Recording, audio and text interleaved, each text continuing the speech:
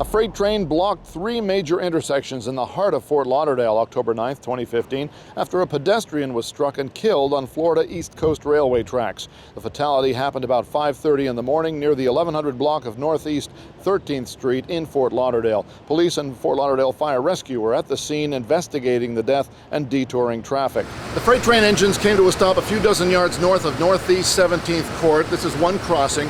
Another crossing at 13th Street was blocked, as was the crossing at Sunrise Boulevard in the middle of a Friday morning commute. It's not known who the man was or how he ended up in the path of the train, but the tracks are fairly accessible along this stretch of railroad. FEC crews were also on scene monitoring the train and redirecting traffic. Many motorists were driving from street to street looking for a route around the tracks without much luck.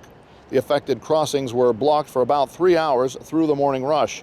Investigators were working to identify the man and notify family members. Wayne Roustan, SunSentinel.com.